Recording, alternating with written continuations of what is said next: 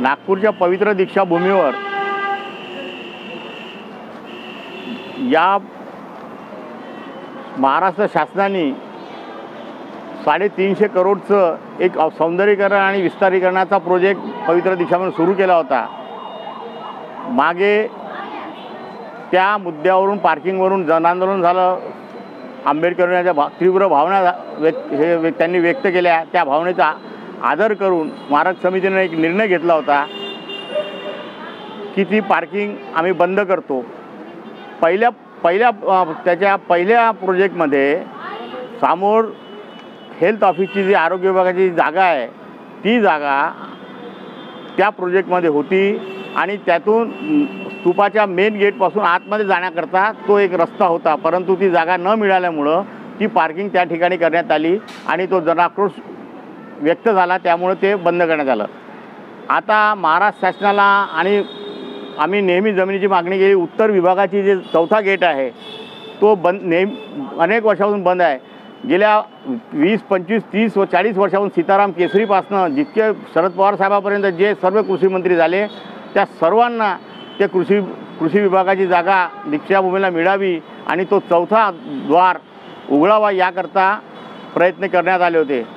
त्यावेळेस कोणी म्हणे केंद्र सरकारची जागा आहे, महाराष्ट्र शासनाची नाही आहे, परंतु आज मी जे निवेदन दिलं त्या निवेदनामध्ये महाराष्ट्र शासनाच्या उत्तरला, पूर्वला आणि दीक्षाभूमीच्या उत्तर आणि पूर्व सर्व सरकारी शासकीय जमिनी आहेत। मेट्रोच्या बाजूला सुद्धा 8-8, 9-9 एकर जमीन खाली आहे, ती मोकळी आहे, त्याच्यावर काहीच नाही। त्या सर्व जमिनी आम्हाला शासनाने द्यावा याकरता आज या ठिकाणी दीक्षाभूमी स्मारक समितीसोबत भारतीय बौद्ध महासभेचे ट्रस्टी चेअरमॅन चंद्रबोधीजी पाटील आहेत, बौद्ध विहार समन्वय समितीचे अशोकजी सरस्वतीजी आहेत, बौद्ध पुनर्वसनचे नरेश गायकवाडजी आहेत, आस्तिक बागडे, भीम आर्मी, राजकुमार वंजारी, समता सैनिक दल, पृथ्वी मोटघरे, अनिकेत कुतरमारे, मीना मून, प्रबुद्ध उपासित महिला, भंते पय्यासिरी, ज्योती बेले, वीरेंद्र दहीकर, दीक्षाभूमी परिवारातील सदस्य शरद मेश्राम, देवाजी रंगारी, मधुकर मेश्राम, मिलिंद थूल, संजय मून, अनिल कोंडमारे, अनिल वानखेडे, दयाराम गावंडे, प्रदीप मून आणि माझे दीक्षाभूमीचे सहकारी विश्वस्त आदरणीय भंते नाग दीपंकरजी। या ठिकाणी आम्ही महाराष्ट्र शासनाला एक निवेदनसुद्धा यापूर्वी दिलेलं आहे। महाराष्ट्र राज्याचे मुख्यमंत्री आणि दोन्ही उपमुख्यमंत्री यांना रीतसर निवेदन दिले होते आणि त्यानंतर आता काही दिवसापूर्वीच दीक्षाभूमीवर अजितदादा पवार येऊन गेले। त्यांनासुद्धा वैयक्तिकरित्या त्यांचं ऑफिशियली तर निवेदन पाठवलंच होतं, परंतु वैयक्तिकरित्यासुद्धा दिलं। त्यांनी आपल्या PLना सांगितलं की कलेक्टर साहेबांना सांगा आणि एक मीटिंग लावायला सांगा। आम्ही महाराष्ट्र शासनाला ह्या ज्या जमिनी मागितल्या, आमची विनंती आहे सर्व संघटनाच्या वतीनं, सामाजिक, धार्मिक, समता सैनिक दल, बौद्ध पुनर्वसन समिती, बौद्ध विहार समन्वय समिती ज्याचे अशोक सरस्वती आहेत, ज्यांच्या बुद्ध विहार समन्वय समितीत नागपूर शहरातील 450 विहार आहेत, भारतीय बौद्ध महासभेचे चेअरमॅन ट्रस्टी आदरणीय चंद्रबोधी पाटील यांचा स्मारक समितीला एक मोठा पाठिंबा मिळाला आहे। जी भारतीय बुद्ध महासभा, खरी भारतीय बुद्ध महासभा चंद्रबोधी पाटील यांचीच आहे आणि त्यांनी एक बाबासाहेबाचं ऋण म्हणून, या समाजाचं ऋण म्हणून पवित्र दीक्षाभूमीला त्यांनी आपला पाठिंबा व्यक्त केला। त्याबद्दल स्मारक समितीतर्फे सुद्धा मी त्यांचे आभार मानतो। या ठिकाणी सुरेश वाघमारेजी आहेत, पवन शेलारेजी आहेत, यांनीसुद्धा या जमिनीची माहिती काढण्याकरता विशेषतः नरेश गायकवाड, भैयाजी खैरकर यांनी या ठिकाणी ही माहिती महाराष्ट्र शासनाला सादर करण्याकरता अहोरात्र मेहनत केली आणि ही माहिती स्मारक समितीला उपलब्ध करून दिली। त्याबद्दल त्यांचेसुद्धा मी आभार व्यक्त करतो आणि लवकरच ही जमीन मिळावी याकरता आम्ही पुन्हा प्रयत्न करू।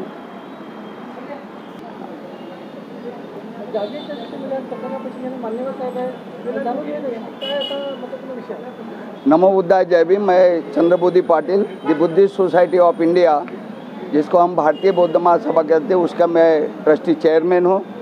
अभी जैसा हमारे दीक्षाभूमि स्मारक समिति के जो ट्रस्टी है आयुष्मान विलास जी गजघाटे, और मेरे बाजू में है हमारे भदंत नागदीपांकर महाथेरू जी।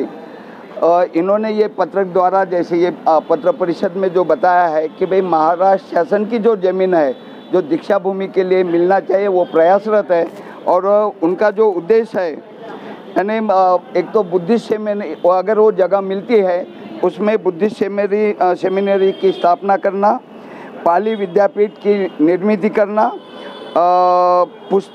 अपने संग्रहालय और लाइब्रेरी इसकी निर्माण करना, और बौद्ध भिक्षुओं के लिए निवास की व्यवस्था करना, और साथ में अंतर्राष्ट्रीय उपहार गृह स्थापित करना, दीक्षा भूमि पे जो अपने किताब यानी विक्रेता आते हैं, सेलर आते हैं, उनके लिए जगह देना, और जो बाहर से जो लोग आते हैं उपासक उपासिकाएं, उसमें 1000 रूम यानी उसके निर्माण करके यात्री निवास के यानी प्रबंध करना, महिला और पुरुषों के लिए संडास बाथरूम और ये सब व्यवस्था करना, और 4 कार और मोटरसाइकिल इसके लिए पार्किंग की व्यवस्था करना, ये इस जगह का सदुपयोग करना है। क्योंकि दीक्षा भूमि में प्रतिवर्ष लाखों की संख्या में लोग आते हैं, अपने अनुयायी आते हैं, और संख्या बढ़ते ही जा रही, तो वो स्थान यानी कम हो रहा है।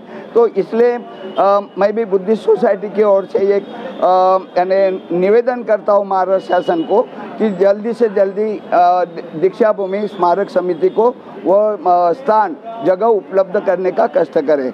नमो बुद्धाय, जय भीम। आज जी पत्रपरिषद परमपूज्य डॉक्टर बाबासाहेब आंबेडकर स्मारक समितीच्या वतीने श्री विलास गजघाटे ट्रस्टी यांनी घेतलेली आहे, आणि त्या संदर्भात त्यांनी सगळी माहिती या ठिकाणी पत्रकार बंधूंना दिलेली आहे। माझं या पत्रकार परिषदेमध्ये इतकंच म्हणणं आहे की जेव्हापासून दीक्षाभूमी नागपूर येथे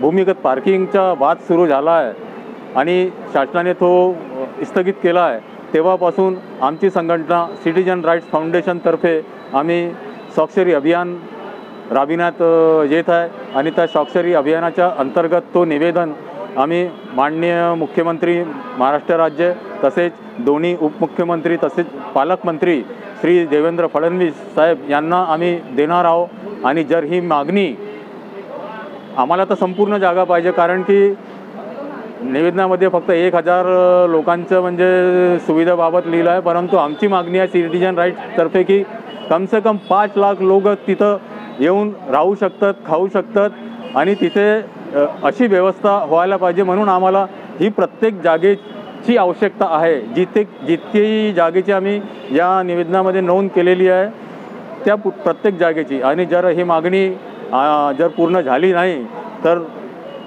येत्या धम्मचक्र दिवसाच्या नंतर आम्ही एक तीव्र आंदोलन आम्ही छेडणार आहोत, याची शासनावर सगळी जबाबदारी राहणार आहे। जय भीम, जय संविधान।